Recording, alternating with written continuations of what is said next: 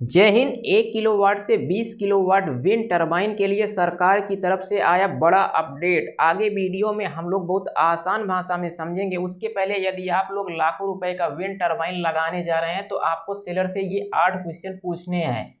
पहला कि rated power कितना है, कितने पावर पर ये चलेगा, और रेटेड पावर किस विंड स्पीड पर आपको मिलेगा। कटिन विंड स्पीड क्या है, कटिन का मतलब होता है कितनी हवा में ये काम करेगा, और जब तूफान आ जाएगा तो कितने हवा में ये काम करना बंद कर देगा, और पावर कर्व उपलब्ध है या नहीं। पांचवा, मैन्युफैक्चरर और एग्जैक्ट मॉडल क्या है। सर्टिफिकेशन अप्रूवल आपको देखना है। कंट्रोलर इन्वर्टर कौन सा लगेगा। और आठवां सबसे लास्ट, आपकी लोकेशन पर कितनी हवा में कितना जनरेशन होगा एक्चुअल में। यदि इन सवालों के जवाब सेलर सही से नहीं देता है तो आपको विंड टरबाइन लगाने से बचना चाहिए। अब यहाँ पर हम लोग अपडेट के बारे में बात करते हैं। समझिए 25 जून 2026 को revised guideline for installation of prototype wind turbine सरकार की तरफ से इसके संबंध में 15 जुलाई को क्लैरिफिकेशन आया, और इसमें स्मॉल विंड टरबाइन के लिए एक नई टेस्टिंग और इंस्टॉलेशन के लिए गाइडलाइन जारी की गई है। क्या गाइडलाइन है? अब आप छोटी से लेकर के बड़ी टरबाइन एक मॉडल को लेकर के कंप्लीट मॉडल का अप्रूवल नहीं करा सकते हो।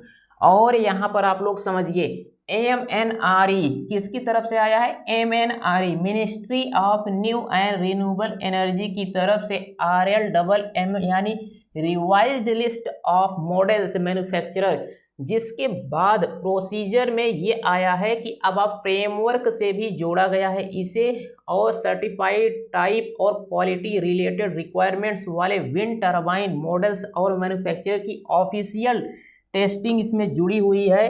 अब आप ग्राहक को ये आपको दिखाना होगा कि हाँ हमें क्लैरिफिकेशन और अप्रूवल यहाँ से मिला हुआ है, और ये हमारा मॉडल नंबर है, यानी सर्टिफाइड होना चाहिए। जब आप लोग विंड टरबाइन लेने जाएं तो आप लोग सर्टिफिकेशन जरूर देखिएगा। अब यहाँ पर आप लोग समझिए इंडिया में विंड एनर्जी कोई छोटी इकाई नहीं है। यदि आपको लग रहा है कि अभी हम विंड टरबाइन लगाने से हमें बिजली मिलेगी ही नहीं, तब आपको ये देखना चाहिए। यहाँ पर देखिए 57,443 मेगावाट बिजली 2026 में 30 जून तक इंडिया ने बिजली प्रोड्यूस किया है। अब आपके घर में यदि छोटा विंड टरबाइन लगता है तो आप अपने घर की जो 200 यूनिट 500 यूनिट बिजली है इसे आप लोग कम कर सकते हो। जैसे सोलर सिस्टम से कम करते हो वैसे सेम यहाँ पर आप लोग विंड टरबाइन से कम कर सकते हो। बड़े विंड प्रोजेक्ट में प्रोफेशनल साइट असेसमेंट, इंफ्रास्ट्रक्चर और ग्रिड कनेक्शन और सर्टिफिकेशन जरूरी होता है। पर आप जब छोटे वर्टिकल एक्सिस विंड टरबाइन लगवाते हो तो इसमें आप मार्केट में जाते हो, जैसे आप अपने घर पे कोई भी प्रोडक्ट लाते हो वैसे सेम लाइए और इंस्टॉलेशन करा लीजिए। पहले से ही अप्रूवल मिला होता है, टैक्स जो होता है पहले से ही लगा होता है, ज़्यादा आपको परेशानी भी नहीं होती है। अब मेरे भाई यदि हम लोग बात करें तो यहाँ पर आपको ये देखना चाहिए कि रेटेड कैपेसिटी और एक्चुअल डेली जनरेशन क्या होता है। जैसे 1 किलोवाट का विंड टरबाइन है तो 1 किलोवाट का विंड टरबाइन ये 1 किलोवाट प्रति घंटे बिजली जनरेट नहीं करेगा मेरे भाई। ये जनरेट करेगा सिर्फ 500-600 वाट, 500 से 600 वाट, वो भी हवा के ऊपर डिपेंड करता है। हवा जितनी मिलेगी उतनी बिजली जनरेट करेगा।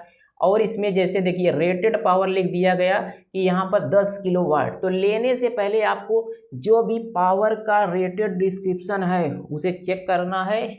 और इसका मतलब यह नहीं है कि पूरे दिन 5 किलोवाट इलेक्ट्रिसिटी बनाएगा यदि 5 किलोवाट का आप लोग लगाते हो तो। ध्यान देना विंड टरबाइन का आउटपुट हवा की स्पीड पर डिपेंड करता है। यदि हवा कम है तो जनरेशन आपको कम मिलेगा, इसलिए टरबाइन खरीदने से पहले अपने लोकेशन की हवा को जरूर चेक कर लेना चाहिए।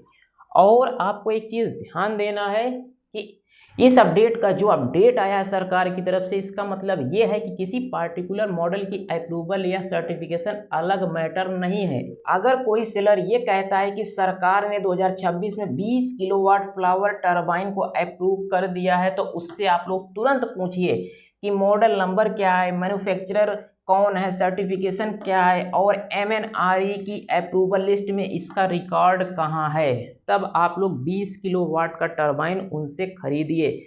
नहीं तो आपको बचना चाहिए। कोई भी जो सेलर होता है वो ऐसे आपके साथ कर सकता है, जैसे 10 किलोवाट यहाँ पर लिख दिया, कितना 10 किलोवाट। अब आप अपने घर पर लाते हैं और उसे इंस्टॉल करवा लेते हैं, बाद में पता चलता है वो 5 किलोवाट बिजली जनरेट कर रही है, आधे हाफ पर। तो इसका जो एक्चुअल रेटेड पावर है वो 5 ही किलोवाट था, ऊपर मेंशन कर दिया गया 10 किलोवाट। तो यही अप्रूवल लिस्ट में चेक करना होगा और यहाँ पर ब्रांडिंग और हर तरह की जो भी लोगो होता है उसे लगाना होगा। ऐसे नहीं कि फर्जी आप ऐसे टरबाइन ले लीजिए और ला के घरे ऐसे लगा दीजिए, आपको इस चीज़ से बचना चाहिए। और यहाँ पर समझिए, यदि आप लोग विंड टरबाइन खरीदने जा रहे हैं तो आपको 8 चीज़ों को चेक करना है। जैसे पहला नंबर है rated power wind speed, wind speed पर टरबाइन अपनी रेटेड पावर कितनी देती है। नंबर 2 आपको cut in wind speed, cut in का मतलब होता है कितनी विंड स्पीड पर इलेक्ट्रिसिटी बनाना स्टार्ट कर देगी। और नंबर 3 पर आता है cut out wind speed, cut out का मतलब होता है जैसे तूफान आ गया तो कितनी हवा में टरबाइन काम करना बंद कर देना है तो वो टूट जाएगा, तो इसे कहते हैं cut out wind speed. Number 4 है पावर कर्व, यानी डिफरेंट विंड स्पीड पर टरबाइन कितना आपको करंट जनरेट करके देगा। फ्लैक्चुएशन जब होता है, कभी हवा कम हो रही है कभी ज़्यादा हो रही है। और जैसे नंबर 5 पर है जनरेटर का टाइप, परमानेंट मैग्नेट जनरेटर है या कोई दूसरा डिजाइन, तो आपको परमानेंट मैग्नेट जनरेटर लेना चाहिए। यदि आप लोग कम कीमत में इसे लगवाना चाहते हो और इसके बारे में और डिटेल्स चाहते हो 1 किलोवाट से 10 किलोवाट, तो नीचे कमेंट सेक्शन में आप लोग कहाँ से वीडियो देख रहे हो कमेंट कर दीजिएगा। जो भी डिटेल्स होगा, जो भी गाइडेंस होगा वो यहाँ से आपको प्रोवाइड करा दिया जाएगा। और आप लोग इस वीडियो को सभी के साथ शेयर कर दीजिए, जिससे हमारे सभी भाई बहन को इसके बारे में जानकारी हो सके, उनको भी पता चले। तो आप लोग यदि लगवाना चाहते हो तो 1 किलोवाट से 10 किलोवाट, तो नीचे कमेंट सेक्शन में कमेंट कर दीजिएगा। अब यहाँ पर आप लोग समझिए, नंबर 6 पर आता है कंट्रोलर और इन्वर्टर।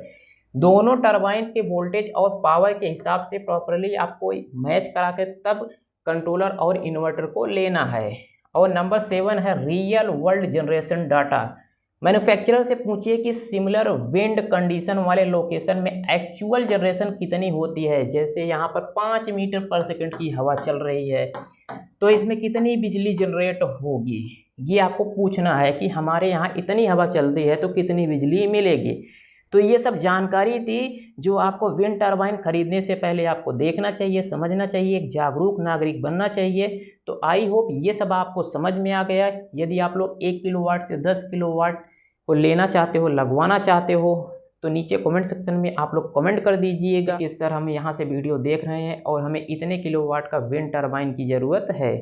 और आप लोग सोलर के साथ इसका हाइब्रिड मोड भी यूज कर सकते हो। सोलर दिन में काम करेगा और ये विंड टरबाइन रात में काम करेगा, तो दोनों को मिला करके आपके घर की जो बिजली होती है वो काफ़ी हद तक कम हो जाएगी। तो आई होप ये सब आपको समझ में आ गया। अब आप लोग महंगी बिजली से छुटकारा पा सकते हो, तो विंड टरबाइन और सोलर सिस्टम दो रिन्यूएबल एनर्जी आ गई हैं। तो आई होप ये सब आपको समझ में आ गया। मिलते हैं नेक्स्ट वीडियो के साथ एक नए टॉपिक के साथ, तब तक के लिए जय हिंद।